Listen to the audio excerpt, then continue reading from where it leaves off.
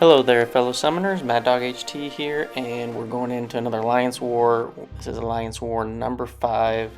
We got both the two tactics, Miss-Tic, Dispersion, and Alliance War Defiance in play. We got a couple of those fights to showcase today, and yeah, I'm really digging the Defiance tactic, and I end up having 4 fights in this war. With Masacre, who is a Defiance champion, and there's a little quick preview of my matchups, and we are up against NewN, which is a excellent alliance. They are masters pretty much every season, generally top 3, and yeah, so we have our work cut out for us today.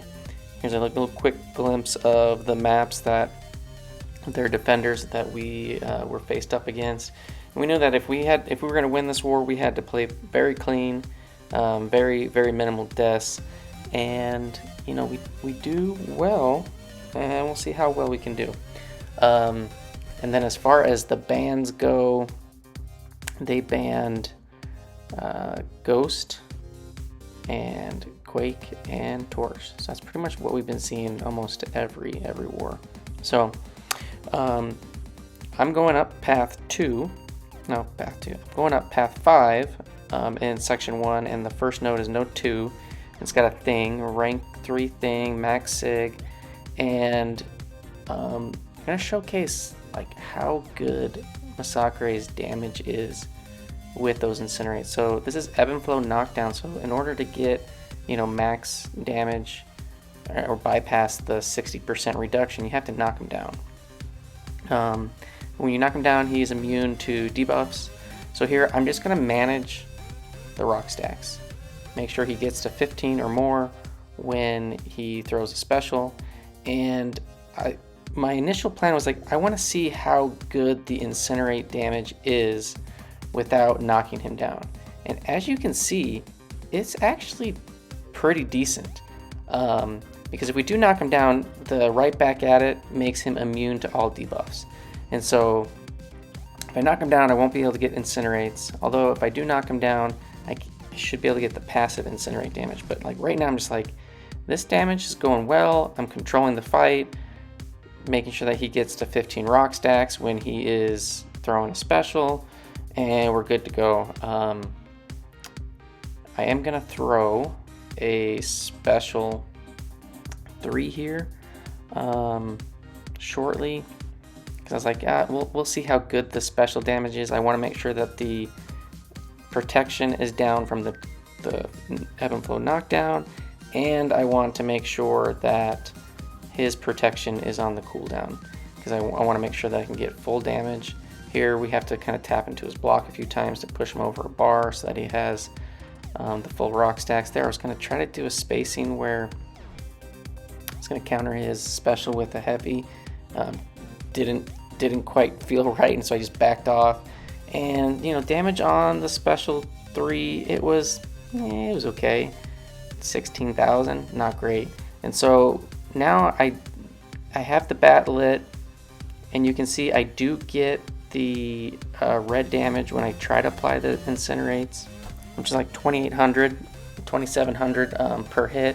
But that's only when the bat's lit. So right now my bat's not lit, but he's not immune anymore. So if we can just get the bat lit, we're good to go.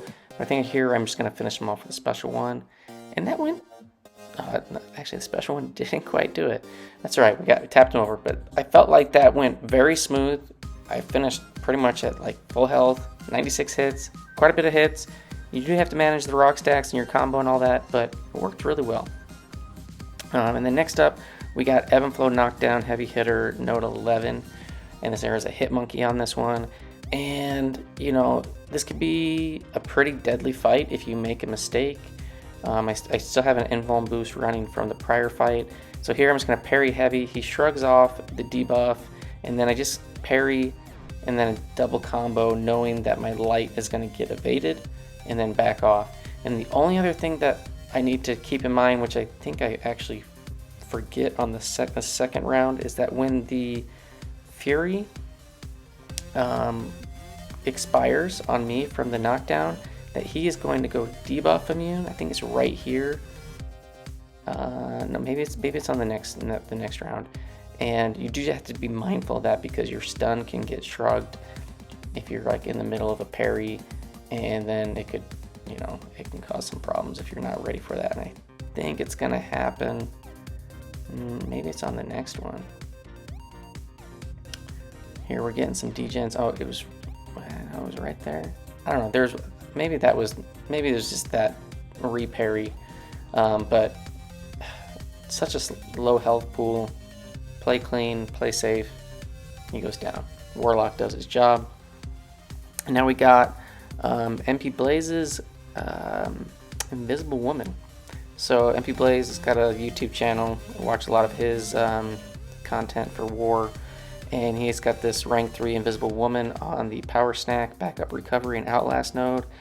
And we were debating on who to use for this. And I was like, we don't need to bring a specific counter. I already have Masacre, and he will just rip her to shreds. I do a Power Start 1 boost so I can just get to a Special 2 a little bit quicker. And see the damage that we can get. I do not have the Batlet yet, but here we go into the block. I wanted to get an Incinerate on her for some block penetration. Boom. Big special. The second one doesn't hit with an Incinerate up, but that did 76k damage. 76k. 41% of her health. Just under the backup recovery mark. I'm trying to be careful with that. Plus, she's getting burnt up. She can go invisible. There we go. We got to get a little whiff off. Turn off the invisibility. You know, we're getting some willpower healing with the debuffs that she puts on you, the exhaustion and the fragility and whatnot. And we're just trying to bait this out. Throws the special, and we're gonna try to get our Batlet. The one thing with Masacre that I've been noticing is sometimes, at least in Alliance War, the Alliance War opponents are a little bit more aggressive than most, and there's certain times where they don't go into the block, and you really need to hit into the block to possibly get the Batlet. You know, if you're not critting enough, and it can get a little bit annoying. So here I'm trying to get the Batlet with some crits. There she backs off, and we just throw the special. She took 0 damage on that first hit, which was very interesting into the block, but the next one did 47,000, so took her out. Pretty simple fight for Masacre. Being a Defiance champ is just incredibly powerful against these Miss-Tic defenders. Here we have another Dormammu. This is the third Dormammu that I fought in this season, and we're going to use Masacre again. We put on a regen boost just to heal up some of the chip damage that we took from the last fight, and we're going to be using them in a few more fights. Now this one has the never back down, so if you dash back twice, you put a regen buff on them, and then the Reinvigorated, if he gets 10 of those, then he'll be fully unblockable. And this dude's being super annoying. Finally he throws a special. I'm just trying to get him to back up, and he just will not do it. He just keeps coming at me. This is what I was talking about, like the AI in War sometimes just super annoying with sometimes how aggressive they are, so I have to throw that special 2. I didn't want to throw the special 3. The special 3 does some decent damage. It has a decent Incinerate on, and here I'm just like, am I going to get special 3? Because this guy is not going to throw a special. Finally throws it. I'm just going to block it. Could have fully dexed it, but I just wasn't going to mess with that. Now I don't have very many charges. Don't have the Batlet. I'm hoping he will back up. There we go. Thank you very much. Hit into the block, and we're going to get the Batlet. Boom, right before we get any power, throw the special, and just dead. Just dead. Just amazing. That was 75,000 damage, 40% health, 1 special 2 into the block. He's pretty powerful. I'm really digging him. So next up we move up to node 40. This has the buffet over time, Indomitable, and Reinvigorated. So if he gets 10 of the regens, then he'll be unblockable. So with the buffet over time, my armor up from Havok is going to get consumed right at the beginning. So I'm going to hit him a few times. I'm going to make sure I get a dex off, and then I'm going to purposely re-trigger the buffet over time before my armor up comes back, so that the dex consumes it and then I keep my armor up. So there we go. We get the hit, trigger the buffet over time, and then once he has those regens up, doesn't matter if I dex or whatever, and I have power back boost on, just the 150s. Probably could have gone more, but this is the last fight I have for Warlock. And I think it takes 3 special 2s to get this guy down with the amount of boost that I had on. And yeah, pretty simple and straightforward fight. We're gonna kill him well before the Reinvigorated Unblockable becomes a problem.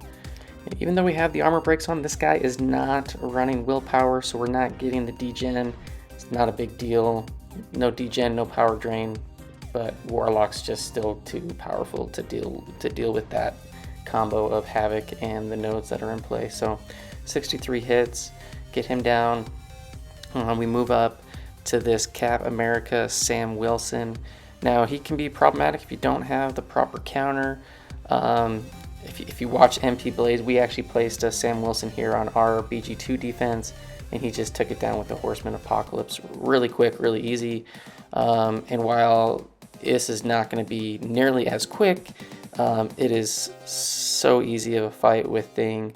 I put on a regen boost just because I have some extra one of those laying around that I haven't been using a ton of. But I'm not going to throw any specials in this fight, I don't think. No, I throw the one because he doesn't have an armor up right there. But I'm not really going to be planning on throwing specials, because if he has armor ups, he has a chance, I think it's like a 10% chance per armor up to auto block. So unless my special is fully unblockable, then he can potentially auto block it. But now I already have the suppressions going. You know, I haven't been managing the strike counter just because I just knew I wasn't going to be throwing very many specials. But Thing is just a tank and a beast. And once we get his Furies built up, which, you know, we get some conversion because of the Chitinous Thorns, the bleeds that would get on us that we're immune to convert our rock stacks into Furies. And so you can see we're slowly building those up throughout the fight. And he's just going to hit harder and harder. And even though he has all these armor ups that are, you know, mitigating the damage, Thing's got plenty of damage. And we just bait out special ones. Don't push him to special 2. He can do some crazy damage into the block with like locked on and stuff. But yeah, it's a pretty simple, straightforward fight. There's really nothing to it. I just don't get to throw specials, which is totally fine. And we just keep pushing a special one, back up, combo him, and he's going to end up going down. So very simple fight. That probably one of the more simple fights that you don't have to really worry about a lot of stuff going on that I've taken on this node compared to a lot of other stuff. But 68 hits, we get the solo, get the full attack bonus, and then we're gonna move up to the mini island. I just have one more assignment, and we got this Guillotine 2099. She is a Miss-Tic defender, so if you trigger a buff and it falls off, then she can miss. She also has her invisibility cloak, which basically you need a knockdown for. I throw in an invulnerability boost just in case I accidentally parry and I don't want to get totally wrecked by her. But the whole game plan here, hit into the block, get the bat lit. So we got 4 combo hit, back off, she dashes back, very nice, thank you, does it again, get the bat lit, and then we're just gonna bait a heavy, 1 hit, and then parry heavy. So if she would have went invisible there, we would have to kind of wait it out a little bit, but luckily she didn't. And then we're just gonna smash her, keep on disabling the shield with the incinerates, and we just do a full combo there. I was hoping that I could go over the stun shield. It doesn't quite do it. I misaligned that a little bit. Whiffed an attack that was just on me. I'm not sure what I was doing control wise, but she's gonna go back to blocking, and this is like pretty decent AI. And then there I do an intercept. When she does have the invisibility cloak on, you can hit into the block, which is nice. I'm just gonna bait out another heavy, incinerate, and she did. So Massacre is a really safe option for a lot of these polka dot power fights, and really digging him and his ability to just take him down in very few hits very easily. So last up, we're going to showcase our boss takedown. We had a Sauron.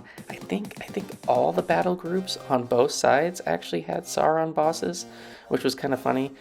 We did get a kill on a Sauron boss the prior war, and I think in the next war we actually got a kill on our Sauron boss. So Boom, doing a great job. He's got a rank 4 Nimrod. He puts on an invuln boost, and you know, main strategy here is try to stay in blitz protocol as much as possible so you can remove the prowesses. He was a Titan there, got tagged by the Unblockable, and then he kind of gets cornered here, doesn't panic, and it just comes out. Boom, special 2, does so much damage. He does have tech boost on, but it gives him about 1 bar back. Nimrod's not very good for getting like a ton of power back because of a lot of the damage he does on his specials is from those passive shocks, and that damage isn't accounted into the power back boost. It's only like the actual hits, and there he barely got any damage power back. And gets a nice dex on the special one. I think he's just going to get a few more combos in, and this Sauron will go down. So great job, Boom. You know, even with a slip up or whatever, no big deal. Gets the nice solo and the full attack bonus. Oh yeah, one big special too to finish it. So yeah, solid work there. Cleared the boss. Now we had 2 deaths in our battle group, and they also had 2 deaths. They did beat us on time, so we put up a decent fight. But as far as the war go, we did lose. It was a close war, 5-3. You know, they put up a solid effort in their other 2 BGs. We had a couple more deaths, and yeah, we took the loss on this one. But we put up a respectable fight. So good job to New Nation for coming out on top. As far as my war goes, 7 fights, 7 kills, no deaths, 31 fights on the season, 31 kills and 1 death. With that loss, we dropped to 3-2. We dropped 3 spots to number 11 overall in Masters.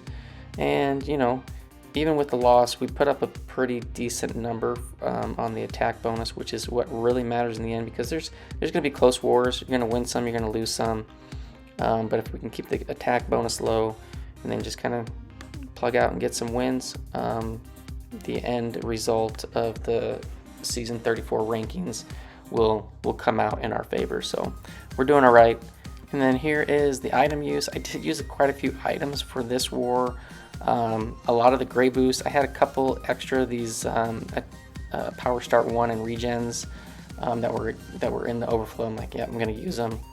Only 1 potion for the 7 fights, which was really nice. And there's my totals at the bottom for the season thus far. I still have a decent number of the gray boosts. I've been buying those as I can with loyalty. I'm not spending the units to get extra ones unless I really needed to do something to like help secure a win that I was uncomfortable with a certain fight. But so we added 4 fights to Masacre, 2 fights to Thing, and then 2 fights to Warlock. So my most encountered defenders thus far has been a Dormammu, so it's been a little bit interesting. But thanks for watching, fellas. Hope you enjoyed, and I will see you guys in the next one. Peace.